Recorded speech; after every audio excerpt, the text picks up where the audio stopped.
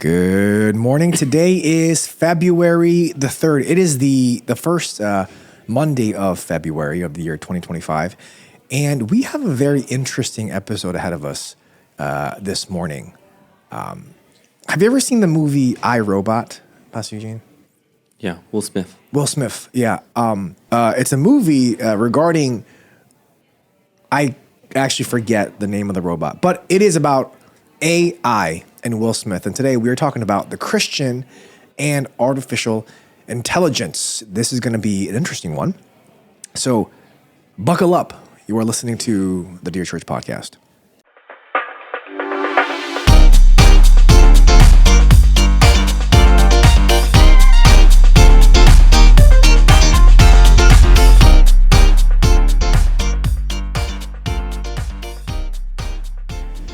Welcome to the Dear Church podcast, where we exist to fill your ears and your minds with the study of God to see the world as disciples of Christ. My name is Sam Yang, and we have with us Sam Altman.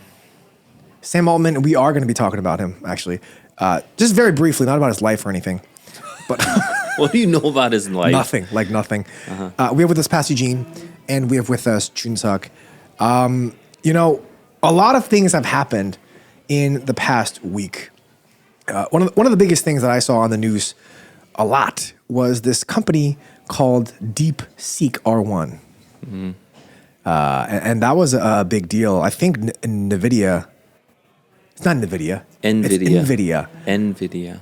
They lost like gazillions of dollars, I think. Gazillion, yeah. I think that's the right amount. They lost $1 gazillion. It was a lot of money. They lost in one day because a ginormous amount of money. Yeah. Like so much. Yeah. Almost too much. It was gigantic. So if you have NVIDIA, it was a tough one, I think, last week. And this all came about. There was a huge hubbub with the news of DeepSeek, the Chinese artificial intelligence engine. And there have been a lot of questions on how we are to see this as an American from a variety of different perspectives, whether it's economical or political. But I think some Christians may have some questions on how we view artificial intelligence as a whole. For some people, it almost feels like we're playing God in a sense, where we're trying to create something that seems to have, intelligence, but is really data analysis. And so this idea of artificial intelligence can seem unnatural, as if we're seeking to create something that only God can create. And so I thought it might be helpful for us this morning to review what AI is and have a conversation about how Christians are to think about this. Because, whether we're thinking about NVIDIA or stocks and all that kind of stuff, before we think about that, how do Christians foundationally think about the concept of artificial intelligence, as this technology seems not to be only on the rise, but it may stay with us for a long time? Till the end of the earth. The end of the earth? Yeah, that's what Sam Altman said. I mean, he was joking, but he said AI will probably, this is a quote from him, AI will probably most likely lead to the end of the world, but in the meantime, there will be great companies. I've heard that quote. Also, what's very scary, not to like fearmonger and make everybody spooked out this Monday morning, but all of the top guys in AI, they have houses off the grid, just in case. So they can't laser them. Just in case iRobot happens or something like that. So they can't get lasered. Is iRobot the one where he kills his dog? No. That's I Am Legend? I thought it was I Am Robot. No. I Am Robot. Completely different movie. Sorry for spoiling it, but in I Am Legend, Will Smith does kill his German Shepherd. I forget why. Oh, because the German Shepherd becomes a zombie. Yeah. I hope this doesn't spoil it, but it's been like 20 years, so. So, just kind of getting down to the foundation of artificial intelligence. I used AI to research this, by the way, just this portion. What is artificial intelligence? It is a set of technologies that allow computers to perform tasks that typically require human intelligence. AI systems can learn, reason, and solve problems by analyzing data and recognizing patterns. This is by Google Cloud. Artificial intelligence is a field of science concerned with building computers and machines that can reason, learn, and act in such a way that would normally require human intelligence or that involves data whose scale exceeds what humans can analyze. It's a broad field. and it encompasses different disciplines like computer science, data analytics, statistics, hardware, software engineering, linguistics, neuroscience, even philosophy, psychology, even. And so it's a broad topic. But I think we are now becoming more and more accustomed to seeing AI. You know, we've seen stuff like ChatGPT.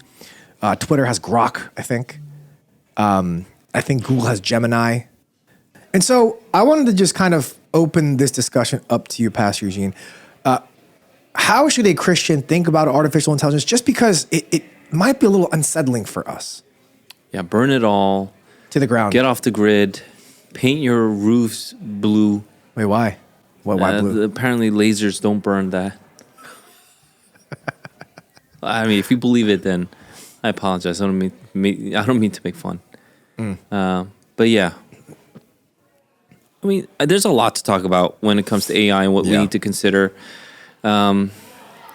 Basically, what AI will do is it'll analyze data, meaning it'll recognize patterns based on algorithms that you set, statistical correlations. And if it's something like ChatGPT, it'll give a response based on the statistical correlations and the patterns that, you know, the algorithms have been written for it to seek.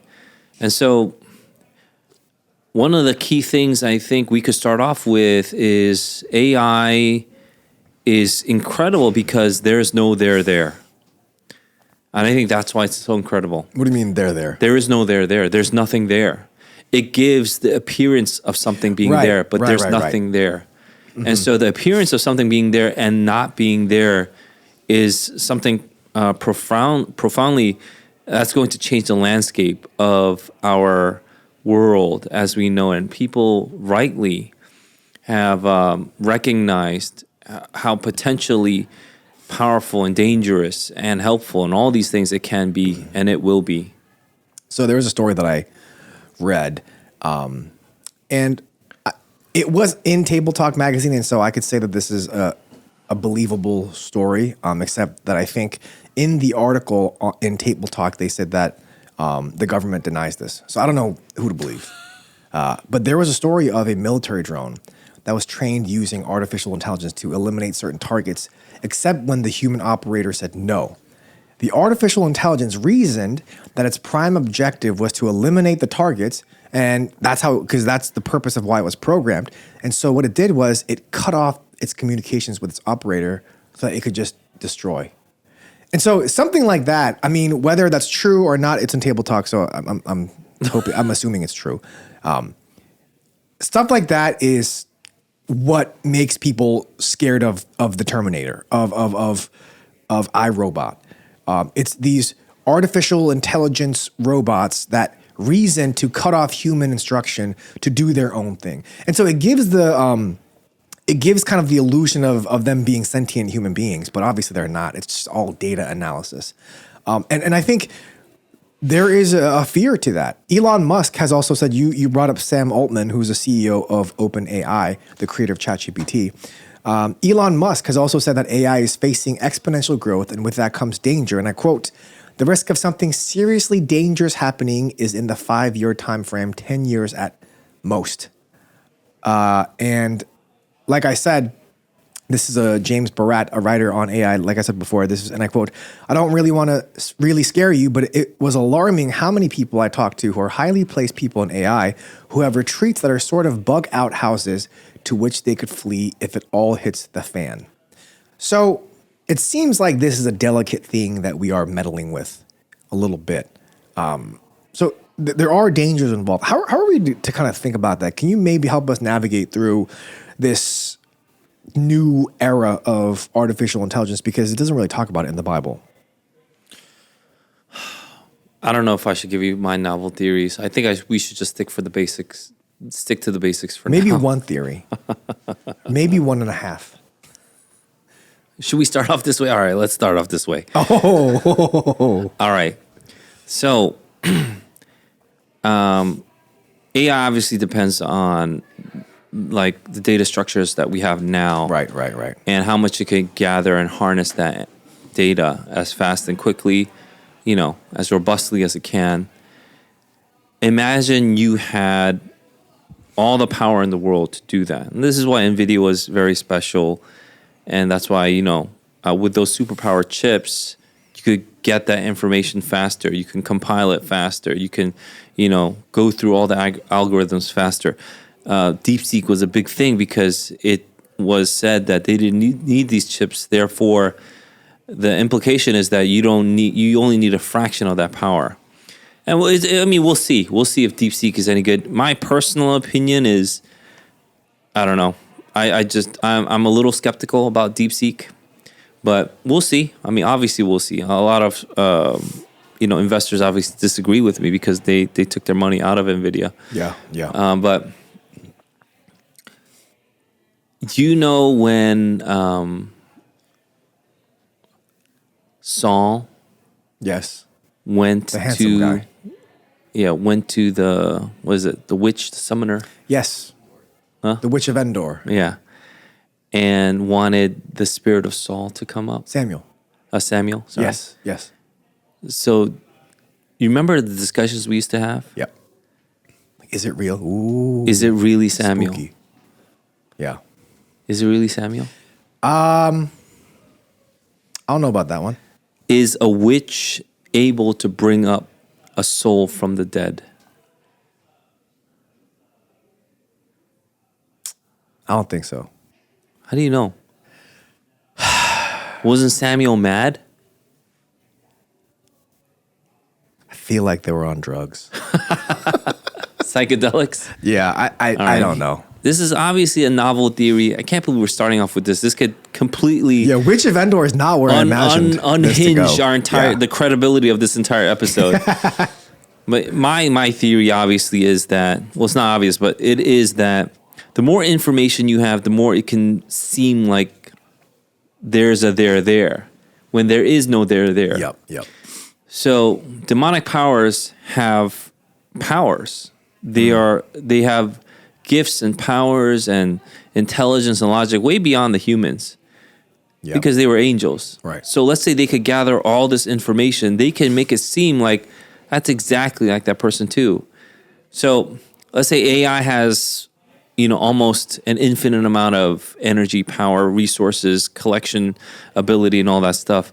I would say that that's kind of akin to demonic power. And so that's my novel theory. I haven't heard it before, so I could be completely off, and this can completely, unhinge our entire episode. So you're saying ChatGPT is demonic? No, I'm saying what we are trying to get to are powers that we've never had before, and they seem like, it almost seems to me like a Tower of Babel moment. Where you want to reach the heavens, but in the end, it's really just a demonic moment. It's not a God moment. So people think like, oh, this is a God moment, but it might not be actually a God moment.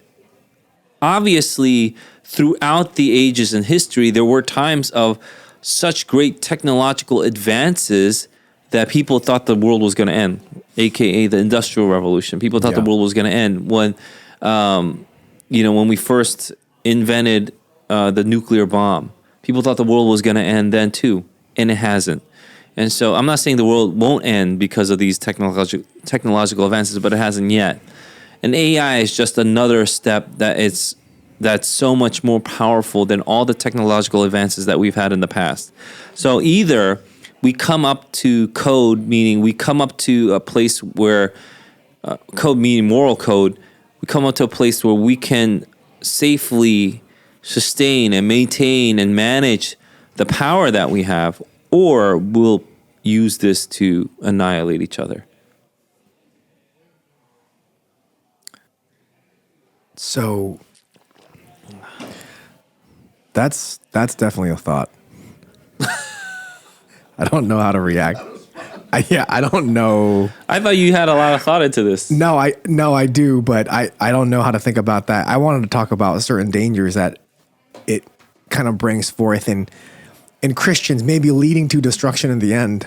But I wanted to start off with like a little bit. I feel like you went like ultimate spice. I was thinking about like Tabasco spice, like very low. Well, I mean, maybe if you're listening, then you should know that this is heavy stuff. It is. I'm surprised that you wanted to talk about this because, I didn't know you were such I am. an expert in AI. No, What makes me an expert in AI?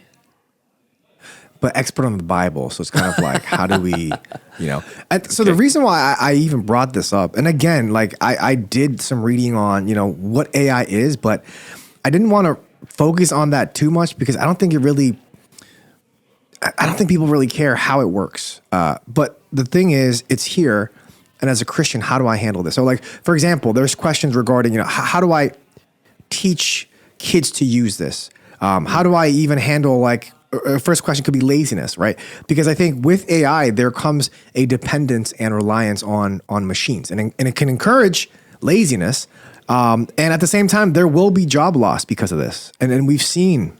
With any kind of technological revolution, there's job loss. It's a matter of being able to prepare for it. And if you get hit with it, make sure, you have to make sure that you are able to move from one industry to another. You have to be, malleable in that sense. Yeah. So if you're stuck in this one area, you might suffer or incur greater losses than someone who can more easily move to another industry.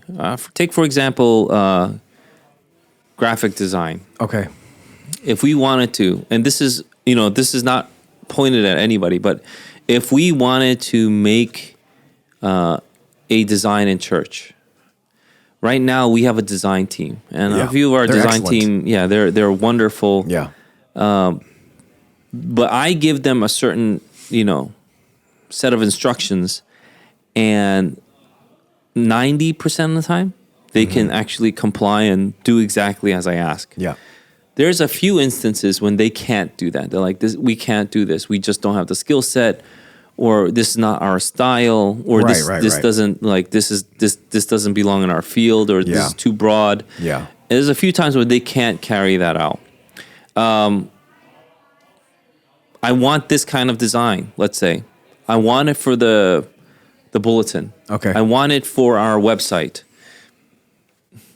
You know what? All I have to do is get ChatGPT, get Midjourney, and get going. Yeah. And then I can look through exactly what I want. And if I don't want that, I'll just give it a new set of instructions to, tweak this and that, and they'll come up with it. In fact, I think that Table Talk magazine that you were referencing said that they used Midjourney to design their cover. Images. All the images. So already people are using this for their magazines and their prints and all that stuff. Mm-hmm. So why would they need a graphic designer? Does that make sense? Yeah.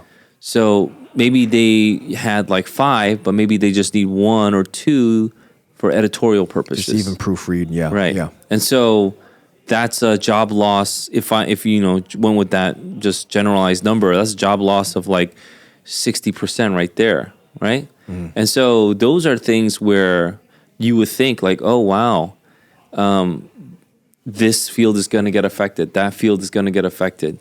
And so this is something that people are bracing themselves for. Look, it's not absolutely certain. Maybe, it'll just change the field of graphic design. It might not completely eliminate it, but even then, it's better to be, ahead of the curve than behind, so you don't get lagged behind. So if you're ahead of the curve, then you'll see, okay, maybe I need to tweak this. I need to learn this extra skill set. Yeah. Maybe I need to not only know how to design, but I'll need to learn how to code a little bit and kind of integrate that together. By the way, coders are going to be affected by, AI as well. Oh yeah, for sure. And so all these things will have to come into play. And so this is what people are thinking about now. I think that's a good place to think. To be honest, I think that's a good place to think, because how it affects your day-to-day is a very relevant question, because this is not, like you said, this is not 20, 30 years from now. This is 1 to 5 years from now. Yeah. And we're already seeing it with things like graphic design. So I guess one of the questions that I have is as Christians then, if this, I know that AI is coming in with this kind of announcement of we're going to make everything easier. But is making things easier always a good thing? And I think as Christians who understand and value the concept and this gift of work that God, and this mandate of work that God has given us, is this something that we need to be opposing? I'm just curious, like how a Christian is supposed to even view this, because sure, it might make it easier for us maybe now. Like we can summarize an entire book in 5 seconds through AI, and that can be helpful. But even when we're doing that, we're not reading the entire book. We're not doing the legwork. We no longer need to do it. And so technology can breed laziness. Is this something that we support? And on top of that too, I was even thinking about, well, okay, on the other side of that, someone could think, well, cars bred laziness. People used to walk everywhere. Obesity is huge right now in our country. If we didn't have cars, do you think our obesity rate would be down? Absolutely. And so even cars has made us lazy. So you can really say that about any type of technology. Does this mean that we have to just throw technology out the door? Like where do we kind of align on that? Well, just because you have technology doesn't mean that you have to forego morality. Yeah. And so, ethics, moral function, all the things that we need to decide, we need to use to make our daily decisions, rather, those are things we still need to, incorporate. So just to say that because there will be this tech, there will be laziness is wrong. I think if you're lazy, that's a moral issue that you've always had. And it's just going to exacerbate with the technology. People that used to make cars too, used to make it all in one shot, but then they couldn't make enough cars. The demand was high. Yeah. And because it was so slow, the price would be high until the assembly lines came in. And people like, okay, this one guy, all he does is add doors. Boom, boom, boom. And then the next guy, all he does is he adds the hood. Boom, boom, Assembly boom. line. And then the assembly line people used to say, oh, they don't need to know anything about the cars. No. You could just put in a door. Yep. Isn't that lazy? Isn't that, counterintuitive to what we want people making our cars to do, to know so little about the car? And now there was that, that question that people faced. But now people are like, nah. Yeah. It's great that we have assembly lines because the demand is there. I don't need someone that adds the door to know everything about my car. I do need, however, someone that understands the car to be in charge of the overall process, obviously. And so we've come to that place. To say that AI is going to breed laziness is the same thing as saying the assembly line will breed, ignorance. Or laziness too, because they don't know how to assemble the rest of the car. All they do is just this same action again and again and again. Right. And so did the assembly line breed laziness? Maybe if you were lazy. But in fact, jobs were open, the economy boomed, and now we see there was positives from the assembly line. So technological advances don't necessarily, continue to it doesn't necessarily just birth moral ineptitude. It's just failings. In fact, moral ineptitude is there already. It could exacerbate it. I don't think it just starts to create it. I kind of tend to see AI the same way, where you wouldn't necessarily have people lazy because there's AI, but lazy people will be lazier because AI is there. AI. Yeah. Perhaps that's true. Yeah. Like you didn't read a book, you probably won't want to read the book and you just move on. Yeah. It's the same thing with calculators. I remember when calculators came out, and this is when I was a kid. Now, when you guys were growing up, everybody used calculators. But when I was a kid, they said, don't use calculators. It's going to make you lazy. Your brain's going to get slow. That's true. And, you should use, what are those things called? With Abacus.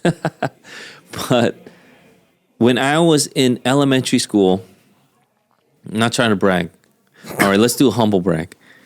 I had a nickname. Human calculator, I bet. Yeah, human calculators. Wow. That was so I knew the answer to every single one of those math questions in elementary school. It was easy. And it was obviously because I was Asian. Nothing else. There's nothing else played a part. It was just because I was Asian. I don't know if that's... Yeah. Anyway, so people nicknamed me the human calculator. Now I could do a lot of, computations in my head really quickly. Who cares though? The point is, who cares? The person next to me can just punch it in his calculator and they're just as good. now it kind of equaled the playing field, because it used to be you had to do all this work because your IQ was higher. You could do this faster. But now someone with a lower IQ could just punch it in a calculator to get the answer relatively at the same rate, maybe even faster, right? The more complex an equation is. So what happens? The people with the higher IQ, right, they're freed up to do more than just simple arithmetic. They do other things now. Does that make sense? Yeah. These people with higher IQ started creating algorithms, starting not just writing codes, but actually putting out the blueprint of the code and doing all these things. And then, I remember in high school, you were given just kind of cursory knowledge of certain language models. And then they told you to make a ball bounce in a square using, the right physics, that kind of thing. Oh, really? And so you had to use, you had to create a program with Java. I'm not sure if a lot of people use Java now. Yeah. But you had to create a program with Java and the ball would just bounce like this. True Java. And false. But what's interesting enough, they did that with DeepSeek and another AI. Can you make a ball bounce in a box using physics and actual gravity? And this one AI, I forget exactly what it was. It actually did. The ball would just bounce a little and then it would drop. And as the square turned, it would pick up and it would drop because gravity would do it. And then because, it was a ball, it would bounce properly. And DeepSeek was just bouncing everywhere. It was like, it didn't do well. Yeah. So this is why I'm a little bit skeptical about DeepSeek. I think they cut some corners to make sure that it has the appearance of the there without the there without the there. So it's even more of a no there for DeepSeek. But we'll see. Again, we'll see.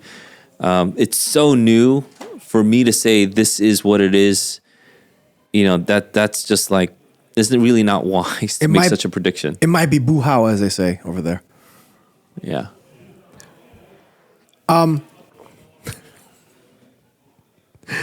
So I guess the question is, with this artificial intelligence, you talked about mathematics. There's a lot of other fields that are impacted as well, and it's curious. So I spoke with one of our members, our church members, who loves talking about this stuff, and he said, "Is that why you picked it for this episode?" No, I actually reached out to him. I said, "Hey, 3 years ago, I said that if we talked about AI, I'll talk to you about it," because he was so interested in it even 3-4 years ago. And so I reached out to him again, and we kind of exchanged emails.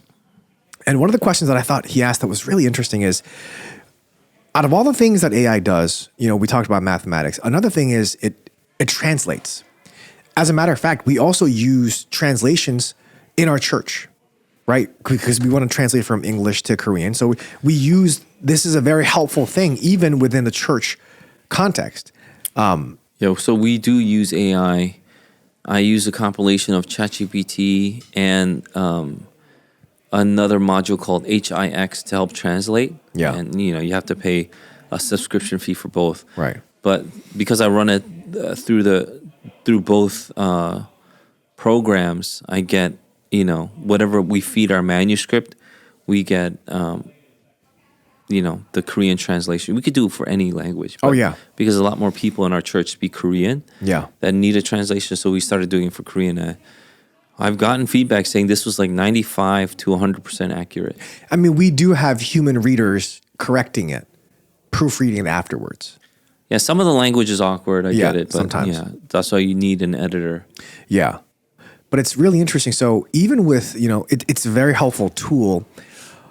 But the question is there something perhaps about Genesis 11 where are we actually fostering unity, or are we just heading for our own Tower of Babel situation? I'm glad you mentioned it. So Genesis 11 is a particularly special place because people say the reversal of Genesis 11 is Acts chapter 2, where the language, so the reversal of that curse. However, the tongues, the propensity for us to continue to want to build the Tower of Babel is in our sinful nature. It's only through Jesus Christ that has been, alleviated so to speak, where we can now see that all the generations and all the nations and all the peoples can come together into the kingdom of God through only Jesus Christ, but in Jesus Christ. But the propensity for us to want to do the things that they did in Genesis 11 is still there because they had this new technology. It was like bitumen, and then they were able to put a stone on top of stone. I don't have the passage in front of me, but I think it is bitumen, right? I think so. And then they were able to put stone on top of stone, and it was so sturdy that they could make a tower that would reach into the heavens, into the skies. And because of this technology, they said, you know what? We could be God. But that was the thought. So whenever we get a new technology, obviously the propensity that we as sinful people will have is, why do I need God? I have this. And people said that about Google or search engines when it first came. Yahoo, Ask Jeeves Oh. or Alta Vista, Ask Jeeves. Google. Throwback.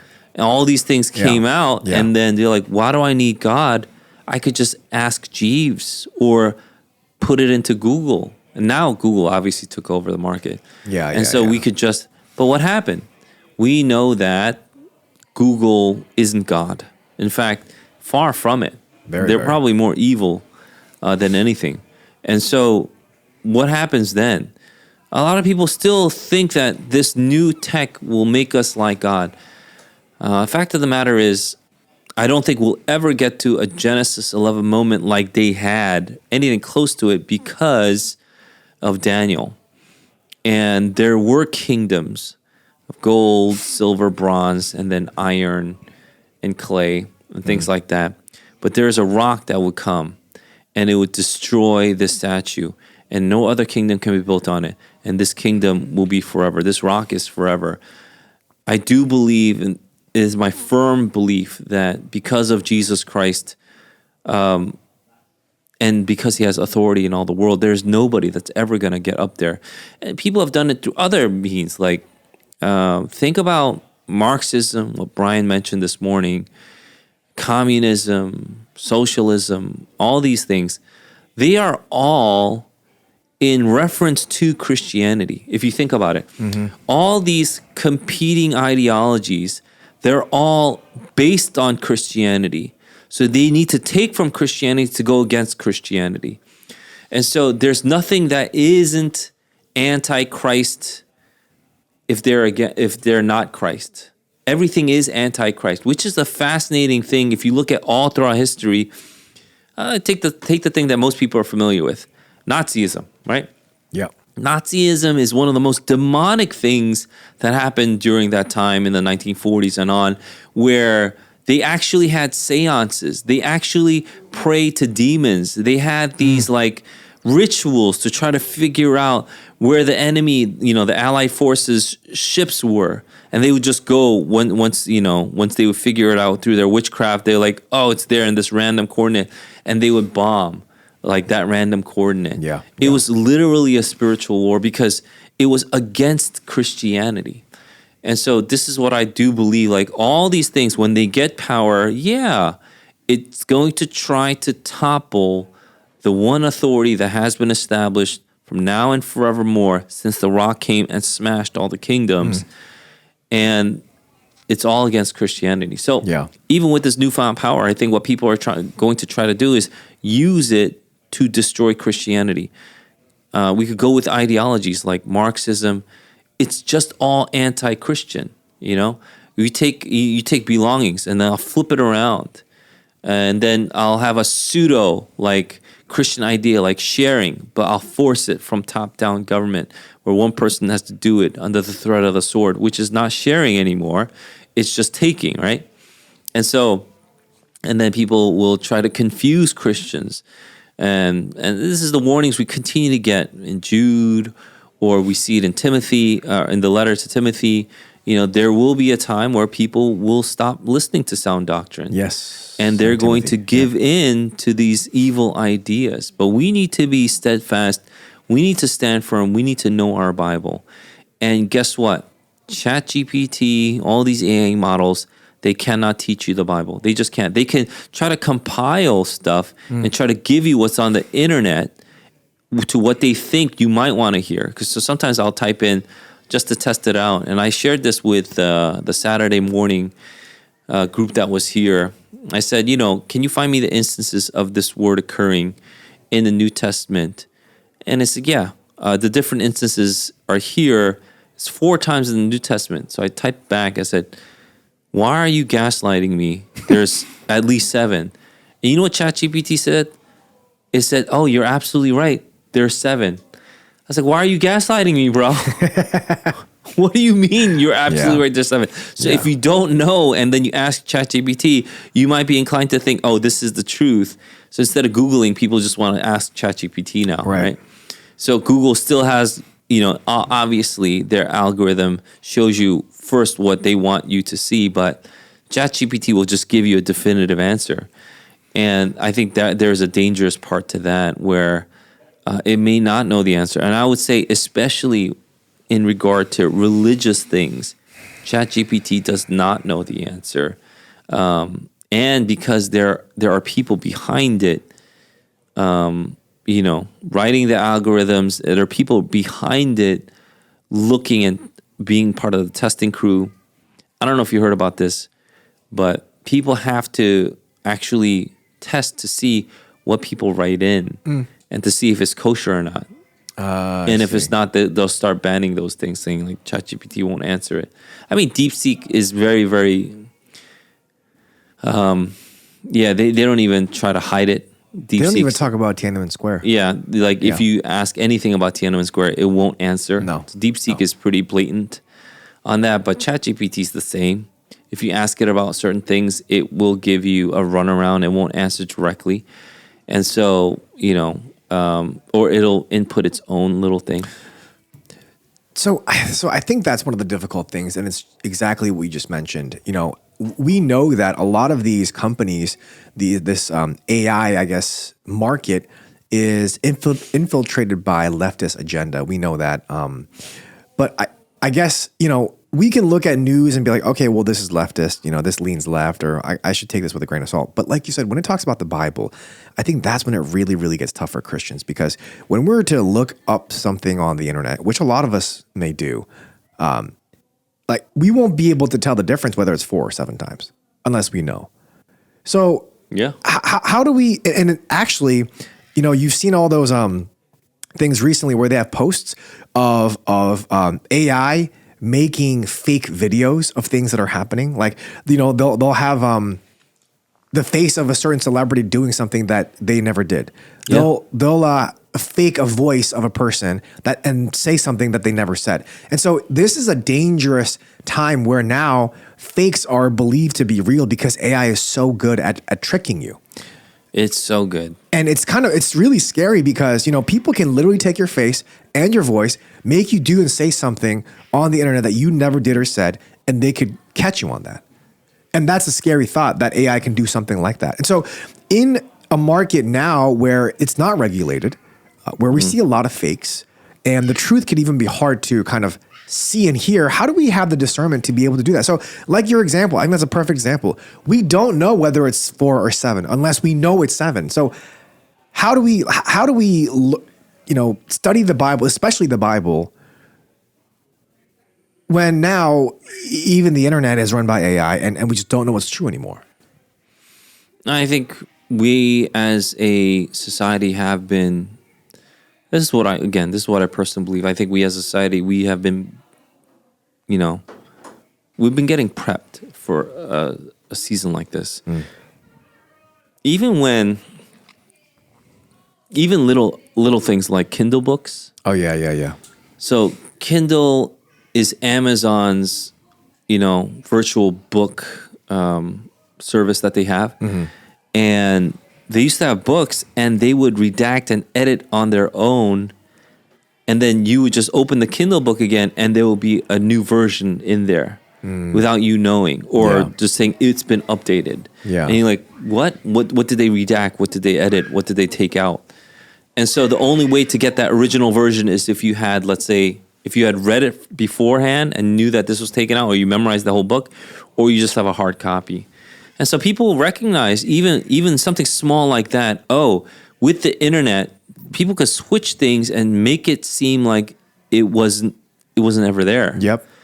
And so people, got smart about it. So if you were going to get a Kindle book, that's great. But if you really enjoyed a certain book and you feel like, oh, they might actually switch a lot of the stuff, let me get the hard copy instead. Mm-hmm. Or, if I'm going to lend it to someone, I'm going to lend them a hard copy. And so people thought when Kindle came in, or these, virtual books came in, it would be the end of actual hard copy books. Yeah. It's not true. Yeah. Hard copy books are still very much on sale. In fact, if anything, people buy the hard copy and they buy the virtual, but they usually don't just buy the virtual if they really enjoy the book. And so we see people start doing that. So I think we as a society, we've been kind of getting prepped to a place where we kind of understand to a degree, obviously not as much as we need to be with even the current state of AI, where the current state of AI is. But I do think that we haven't been, it's not like we're going in there blind. Yeah. There's a little something that we do have, a little understanding. So when you do ask AI something, people know, oh, there's a bias to this because there's someone behind it who wrote the code, and there are people behind it that's managing, let's say what they believe to be right, or the information they want you to see. Yeah. So I think people have been getting prepped. And these deep fakes that are out there, I think people are already skeptical of any kind of video that they see. It's hard though. And so, you definitely don't want to just completely give into, let's say, a video. Obviously, some people will fall for it, but in the end, I think they'll be viciously mocked for being stupid enough to fall for it. So there could be a disincentive kind of culture that's forming for people that give into these deep fakes or get fooled by them, and then they continue to share or propagate it. So I think that's the difficulty. It's AI is getting better and better and better at making these fakes. And there are certain videos where now whenever you watch it and it seems like an unbelievable human feat, you automatically just assume, oh, this is AI. And then you do more digging and you realize, oh, this is actually real. Or, you see someone doing something online, Instagram, whatever, and be like, oh, wow, that's crazy. They did that. And you realize it's AI. And so everyone is just confused now. And there is no control over this. There's no policies over this right now. And so a lot of scam artists are making headway because of this new technology. Yeah, like I said, any new technology, there are going to be people that are going to try to abuse it. But there are actually good people that will try to, make use or try to make it so that it benefits society as a whole. And so there are good and bad people out there. And this is what I personally am convinced of, is because Jesus Christ reigns today, that evil will not win out. They may be seemingly winning for a time, but eventually they will die out. And even the things that we see, like the terrible, terrible regimes out there, they either have to give in or they will be wiped out to the truth, right? Does that make sense? So full-on communism cannot exist because it will wipe out your country. But then even a communist country like China, they have to give in to some sort of free market or some kind of capitalistic notion. And even then they're giving more and more way to, let's say, giving freedom to the people. When people get disappeared now in China, more and more people are taking notice. And they're posting they don't about like it. They're posting about it. Yeah. So China now has to figure out, what do I do with it? Do I give them even more freedom? Do I let it, or do I keep on building up the dam? Right. Which, the danger is then the dam will explode and then everything will just come gushing out. And so China's at a particular inflection point as well. China will not last the way they think they are. And so the way they're trying to cover it is right now by, with strong nationalism and trying to take over other provinces like Taiwan or things like that. If you ask, DeepSeek, if China's, its own country, we'll say it's a part of China. Taiwan. Yeah. Taiwan's a part of China. That's what DeepSeek will say. And so they can only do things like that. They can only do things like, and I'm sure you've heard of this, but DeepSeek is like a Sputnik moment, right? Oh, yeah. And so the arms race. Yeah, so it is an AI race instead of the arms race or the space race, which Sputnik was part of. Space race, yeah. And so the Russians, they put a dog into orbit, into space. And they did. That's what Sputnik is. And That was his name? Yeah. And so the U.S. had to, they had to like tighten their belt. They had to get ready. Bible speakers, they had to gird their loins. They had to get ready because, they were kind of sleeping because they thought they were so ahead of the curve. And then all of a sudden you see the Russians now launching a dog into space. And so they're like, we gotta get to this. And so that's why the U.S. eventually won the space race. That's why we have a flag on the moon, in spite of what the conspiracy theorists say. But there's a flag on the moon. The U.S. flag is there because we were the first on the moon. And so, this could be something like a Sputnik moment where China has come out with an AI with this incredible, what they're claiming. Their claim is that they use a fraction of the energy that other AI systems use. So I'm reading up on Sputnik right now. The dog's name was Leica. And Leica died from overheating and panic a few hours after reaching orbit. That's terrible. This is AI though, so I don't know who's writing this. Again, it might be a leftist. But I think, the biggest concern that people have is what we've just really been talking about. It's there's a lot of misinformation online. AI bots are very easily manipulated, right? We saw, I guess, kind of the exit of legacy media as of late, and the entrance of alternative news media, like even Daily Wire, I think, has a White House correspondent now, and so we're seeing this shift in media. And I think the difficulty is we know that even media and these AI bots can be shifted very easily with code. And so it's kind of scary, like even thinking about the fact that the news that we're getting is always with a bias. There is misinformation. And we just need more discernment to know how to navigate this new technology. And so maybe could you give us some pastoral wisdom on how we can navigate, how we can have discernment? This new technology can be helpful, but at the same time, it can be harmful. And so how do we navigate through that? And even teaching our kids to use it.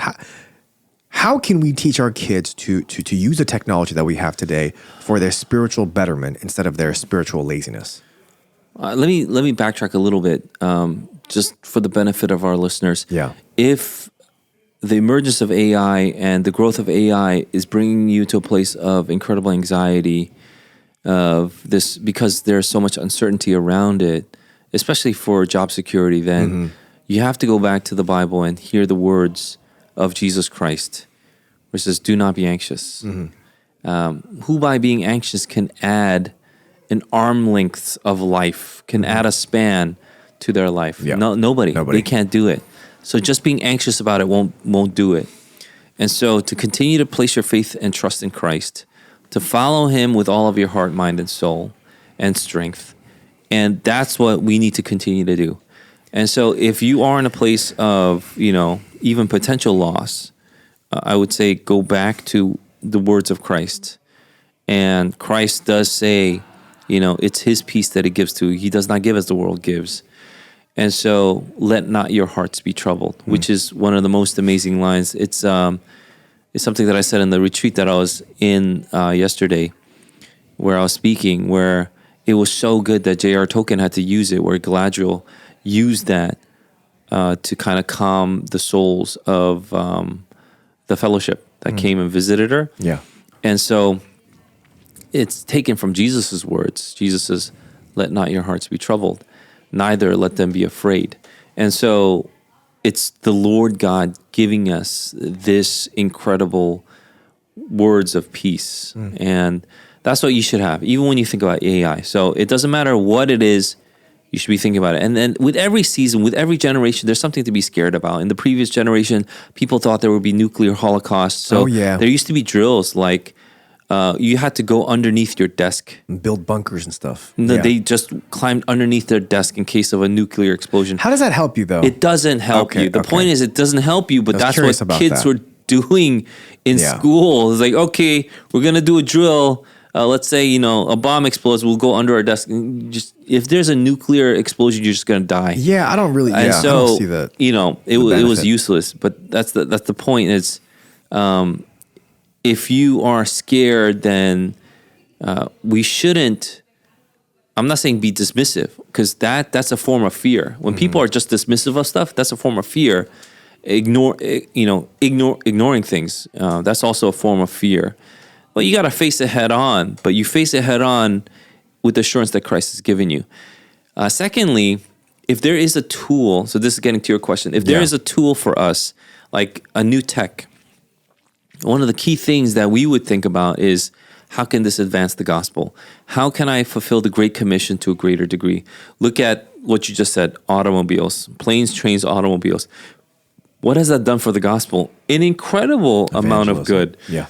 Yeah, people thought, with all this tech, everybody's going to get lazy, except the people of God used it to go to the corners of the earth to spread the gospel. They would take boats where there was an untouched island with a tribe that never heard the gospel, and they were able to go there by boat and then proclaim the gospel to them. In fact, Korea was one of the peninsulas where they took a ship and they went in, and when they first took the ship there, the Koreans freaked out because here were these, yellow-haired devils coming into their land. Yeah, seriously, because their hair was blonde, their eyes were blue. They thought they were demons. Yeah.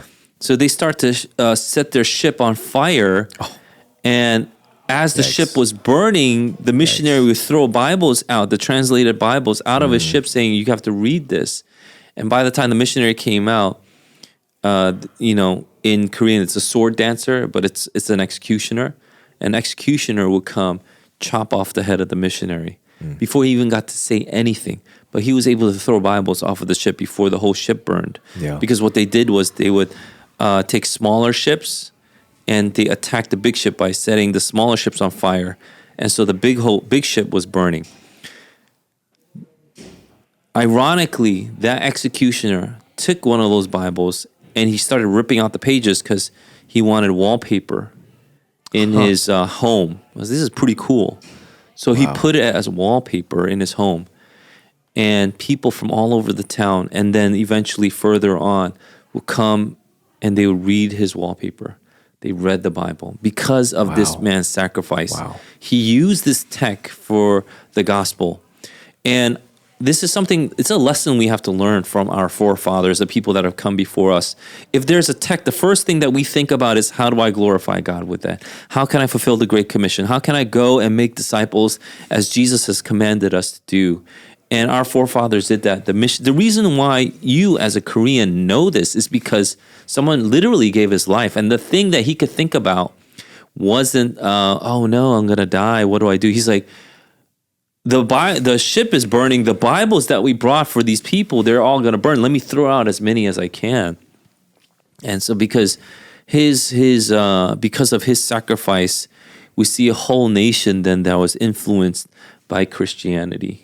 And so this is the heritage that we have been given. This is not just for the Koreans. I'm talking about every nation. When there was a technological advancement, people used it. The Apostle Paul took ships and went all the way in the end to Rome with that ship. He went to when he was in even places like where the Bereans were, and before that he was, I believe, in Philippi with the Philippian jailer, right? And then he would continue to go, and then he would take a ship because they were still trying to kill him. That's how he got to Athens, and then he got to speak to the Areopagus. And then from there, he was able to go to Rome. He was able to do all these things because of the tech they had. He didn't reject the tech. He used the tech for the gospel. And that's something that we also should keep in mind. Can AI be used for the gospel? I think the answer is absolutely yes. And if you think about that, then how much more powerful can our gospel ministry be? Can our fulfilling of the Great Commission be because we have AI? And I hope the answer is we'll do whatever we can to use to further the gospel to the ends of the earth. I think that's a helpful way to think about this new technology because, like you said, there is some fear, some anxiety, I think, concerning this. And I think there's fear on how to educate our children because now they're exposed to this type of technology where they may be fed not inappropriate, but incorrect information, especially regarding our faith. So I guess this is even a push for parents to know the Bible, and a push for parents to even more so lead their families in family worship, to catechize their kids, and to teach their family what the Bible actually says. Yeah, and I'm not saying we don't need to be careful. I'm saying we need to be careful. Absolutely, yeah. We need to be knowledgeable about this technology. I think Christians should take even greater care about learning about this tech so that we could use it for the kingdom rather than other people who might use it for their nefarious ends or for evil or to promote Satan's agenda. Right. Thank you for that. I think that's really helpful. And I think, I know we didn't go into the technological, little bits and pieces of what artificial intelligence is or does, but I hope this is a helpful summary of how we are to then respond to artificial intelligence, especially as it is becoming more and more popular and big in our world today. And I'm sure everyone uses it to some degree. I feel like even Google, if you use Google's the search engine, it's AI. Well, I mean, there's a good documentary on this that you could watch that I'll recommend. It's called The Age of Ultron. That's not a... And I think you that's can a Marvel watch that. film. Yeah. Yeah. It's Jarvis versus Ultron. But see, that's then Ultron eats up Jarvis. Yes. But that's why people are so scared, though, because people even think like movies like Terminator, which I've never seen, actually, to be honest with you. So I can't really comment on Terminator because I've never seen it. But movies like Terminator, iRobot, they think that these are prophecies of what's going to happen. And I think that's why it's also fearful for a lot of people to think about this and use this, because they're like, I saw this 20 years ago. Will Smith killed Sonny, the robot. I don't remember. I think that's what happened. I don't remember. But people are freaking out because of those types of... Was it that good of a movie? I'm not sure. But yeah, I mean, prophetic perhaps, but only in the sense that it calls back to the original Messiah. So if you look at movies like The Terminator or even The Matrix or all these other movies where we would see these technological advances and kind of predicts the future, it's always a call back to the messianic figure, whether you have, I forgot his name, John something, right? Is the Terminator? Oh. John Connor. Or Neo That's in Sean The Matrix. Connor. You always have this messianic figure because it's always a call back to the ultimate Messiah, which is Jesus Christ. Neo was the Matrix? I thought that Neo was a singer. That's Neo. Sorry. Yeah. Thank you. That's helpful. Again, I think because this is a very introductory type of conversation with heavy applications, if there are any questions, please feel free to email us at podcast@cgsengine.org. I think one thing that I do want to say, though, and I should have said this in the beginning, but I forgot about it until now, is I have heard a lot of people that listen to this podcast, like our church members, send it to their friends. And their friends listen to maybe the first 5 minutes and they say, I don't like this. This is not what I believe. And they stop listening to it. I just want to say we are very, very open to questions. We would love dialogue. We would love discussion. And so even, on topics that we are very staunch on, like egalitarianism versus complementarianism, cessationist views, and any other theological beliefs as well and viewpoints, we would love feedback and pushback and questions, because our whole point isn't to, highlight our perspective. It's our whole point is to highlight what the Bible says. And so if there are questions, and if your friends are listening and they disagree and they have comments and they have questions or pushback, we would love to hear those things. Oh, yeah. I mean, there's so much more we could still talk about without going into, let's say, some kind of technological detail like you're saying. Yeah. When we talk about AI, with any kind of new tech, restrictions, guidelines are there so that people can kind of, do better. Like when Google was first getting big, it's not like you would give a kid unrestricted access. And so you would have to teach a child how to use it properly, what not to search, but how to search properly.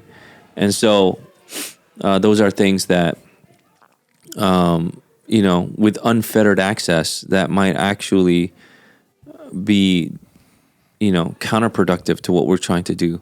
And so there are all these things, but I wanted to make the main point that Christians, Yes. we should use our talents, abilities, our intelligence to figure this out as well. We shouldn't just stay on the sidelines and be like, oh, woe is me, AI is just evil. Like Pastor Eugene said, it's a bunch of demons. I didn't say it, but No. you They could think that, though. they could think that, yeah, I from didn't the say first nothing. 5 minutes of the episode. Yeah. Chunsuk said, tell them to have AI proofread their emails before sending. That's true. You can actually cut and paste and I feel like put it's the kind email of. there. I feel like it's kind of snarky though. He's kind of like Chunsuk's snarky? He's kind of like a snarky dude now. Yeah. No, I think it's pretty good. Yeah. I think you should put in your manuscript but for next week because people are expecting gold. So put your manuscript through AI and ask it how you can improve it. You know the example that you just used about the Korean wallpaper? I might use that. Is that okay? It's going to be on our podcast. No, though. I know, but not everyone listens to our podcast that comes to our church. So if I use it, is that not good? Why don't you ask AI?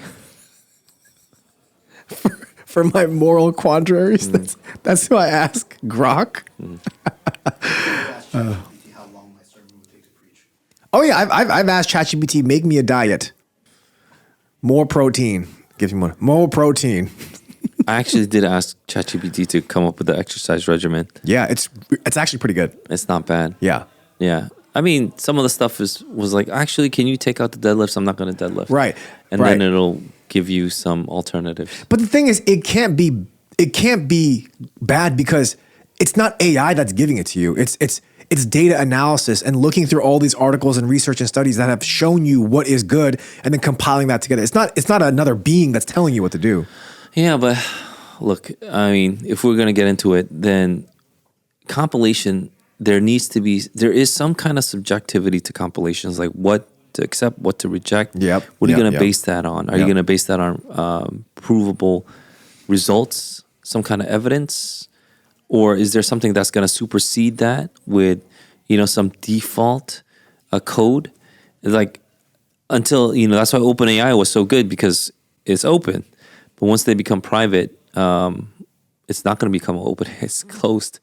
And so there's going to be some problems with all of this. So there are genuine concerns that people have with the ethics and morality of AI, especially when we don't know the code and the algorithm that's behind the scenes. And so hopefully there'll be transparency, and the fact that the government wants to step in is a good thing in my opinion, because with the government overseeing, it will help. There is another layer of accountability and transparency if the government's there. And so I do hope, this works out for us. Quick Q&A, and it has to do with biases. We need a beat.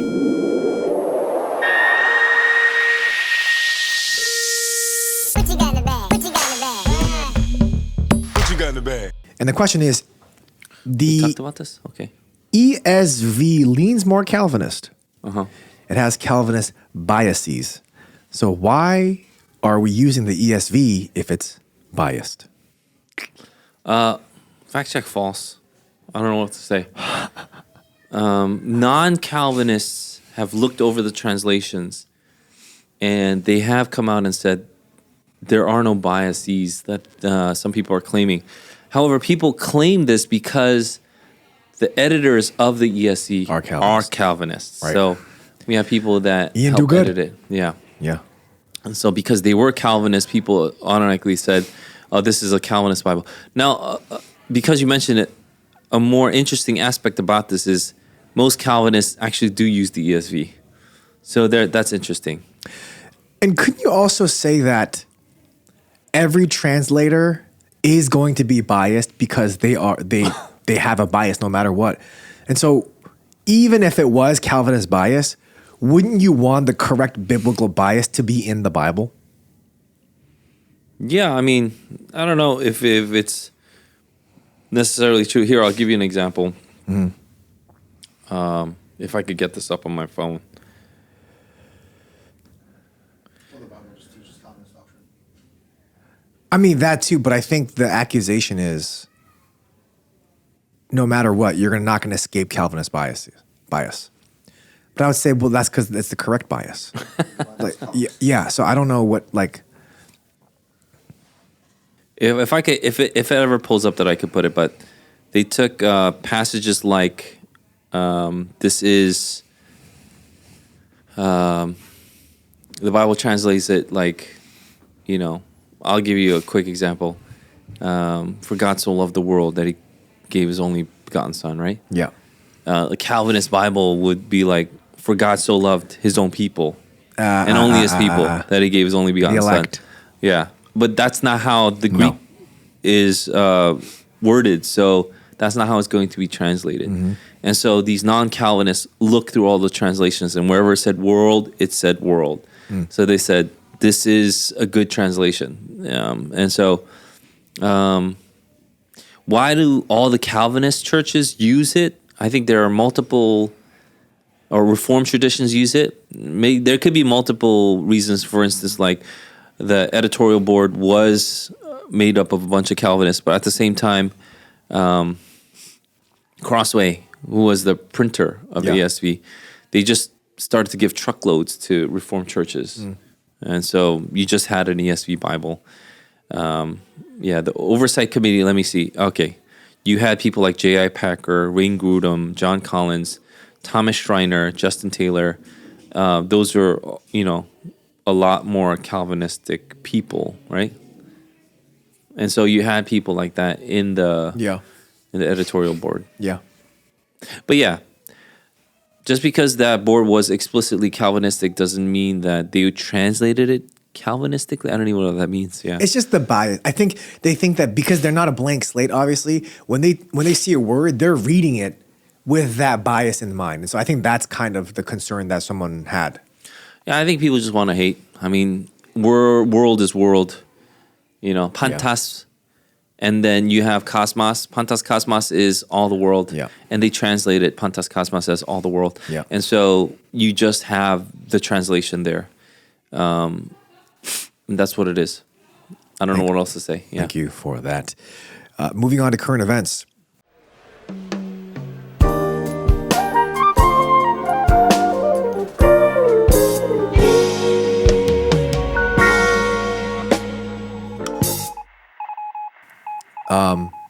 This one isn't actually on the sheet, but this is something that I've been thinking about. There was a tragic accident that happened last week in Washington, D.C. airspace. There was a commercial airline plane that collided with a Black Hawk helicopter, and I believe 60 to 70 people were on the commercial plane, and I believe there was 4 soldiers that were on the Black Hawk. They collided, and they are presumed all to have died at this point. They both fell into the Potomac River, and the temperature was so cold in the river that within 15 minutes they would have gotten hypothermia. And so there has been a huge rescue effort. Over 100 people were immediately undergoing rescue operations, and they are still retrieving, I think, deceased bodies from the river. After this happened, there was Donald Trump said something that kind of bothered some people. And I want to talk about this because, you know, we've been talking about all the good that Trump's been doing. And I just wanted to see what your thoughts were on this. After this happened, Donald Trump came out and said, this is pretty much the result of DEI. And a lot of people kind of reacted to this saying, is this what you need to be saying right now? 60 to 70 people are dead. I think there was a whole U.S. ice skating team that was on there as well, coming from Wichita, Kansas. There are many lives that have died. People are grieving, and here you are bringing up your political, platform thoughts on DEI, and this is the result of DEI. Like, how do you even know that? And so people kind of responded in that way. And so people might think, Trump is great, but come on, man. Why are you being so heartless? There's people's lives at stake here. Yeah, there are multiple things that we could think about when we see what's going on here. There are multiple plane crashes this past week, actually. In Philadelphia as well, yeah. Yeah, which is, interestingly enough, I'm in a group of pastors that keep each other accountable, and they asked me in the chat group, "Why are all these planes crashing?" So I responded by saying, "Okay, take your textbooks out and turn to page 394." Yeah. Why are they asking me? Yeah. But if we're talking about the president's comments, then I actually don't know what he knows. I don't know why. I just know what you know from the past. This president that we have likes to shoot from the hips, and a lot of times he goes with his gut. And in the first tenure, the first 4 years of his tenure, sometimes they were right, sometimes they were wrong, and I think now now that we're 2 weeks in his second term, we're seeing him get a lot of things right, a lot more things right, much quicker. Yeah. I just don't know if he has 100% firing rate right now. I don't know if this is true or not. Maybe he has some information that we don't. I Right, just right. don't know. If you're saying he's being insensitive, you don't have the information that he has either. So I think he likes giving information as soon as he has it, and he makes quick judgments. And when he's wrong, he just moves on and goes to the next thing. So he doesn't dwell on things. He'll just say it, move on, say it, and move on. I think that's his style. So whether you like it or not, that's who he is. It could be said for any leader, to be honest. You could wish that, oh, Pastor Eugene, I wish you were more like this. Yeah, yeah. And I could take that to account. Depends on someone's character. I'd be like, okay, you know what? Let me try.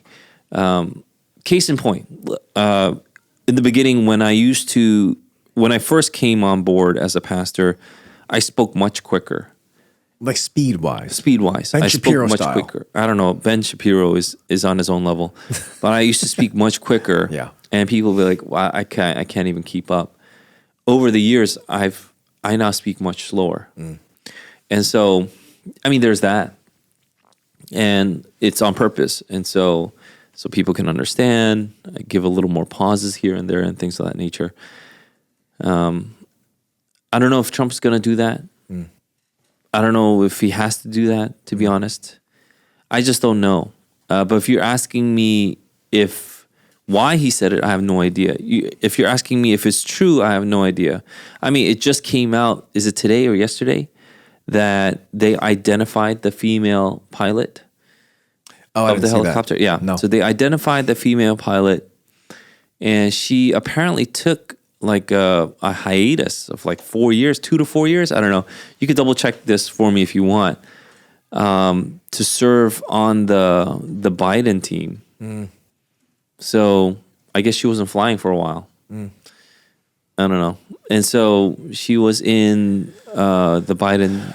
What is it, Junsuki? She's in the Biden something or other. Yeah.